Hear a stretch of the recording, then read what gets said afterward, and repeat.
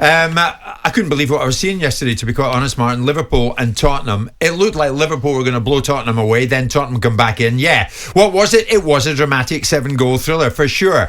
But on Liverpool, Martin, is this a football club showing signs of revival for next season? I mean, do you believe they're coming back with a vengeance, or are there still big vulnerabilities for them to address?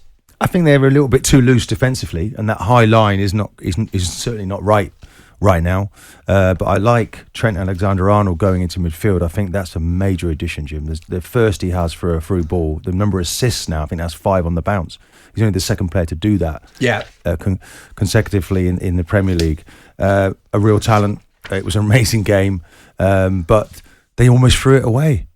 And that can't be right going forward. So Jurgen knows there's a lot of work to do, but he's been really pleased with the way the team just kept going to the end. An incredible finish to a match. It was one of those, Simon, you daren't take your eyes off it. No, it was a fascinating. I mean, I think what we saw is two structurally weak sides to some extent, because you've got two sides with very good players, but the structure of their sides are susceptible and open to the things that happen to them in the game. I mean, it does beg a belief what Tottenham players hear when they come out of the dressing room, because they must hear something very different to what the managers tell them, because they go out and do the same thing week in, week out, which is get themselves into a terrible position in the first 15-20 minutes of a game, and most markedly in the last last three, shall we say. Yeah. The fact that they're able to bounce back, and I'll give a due amount of credit to Ryan Mason's contribution to that, but I still maintain that the predominant influence are the players that are waking up going, this is a horror story, we better get a bit of pride about ourselves. You have to question their mentality when they start games so badly. That's 13 times now they conceded in the first 15 minutes of a game in the Premier League.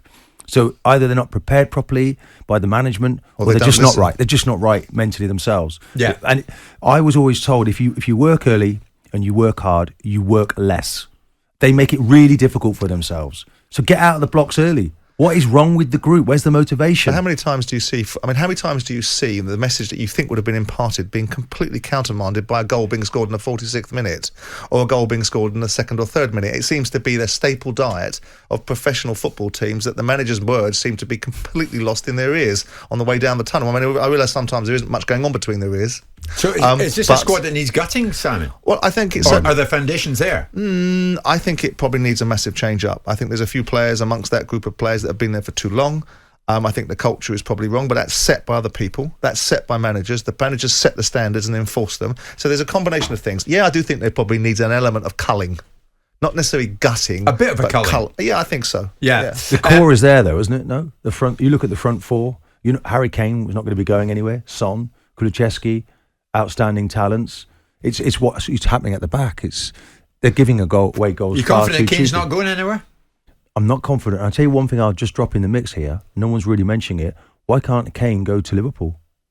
Wouldn't he be a perfect fit? Because 8 goals he scored against Klopp's Liverpool. We haven't got the dough. That's why they've already pulled themselves out of the Jude Bellingham situation. I mean, the bottom line is if you look at Spurs and you look at, you as a central defender will appreciate it. Move off Kane for a second. Romero, to me, is scandalous at this moment in time.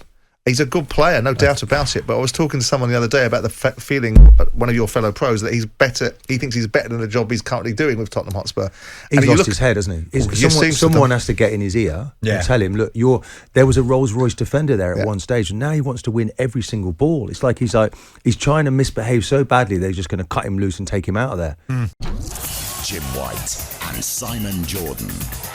Monday to Friday mornings from 10 on AM, on DAB, via the talkSPORT app and on your smart speaker. talkSPORT.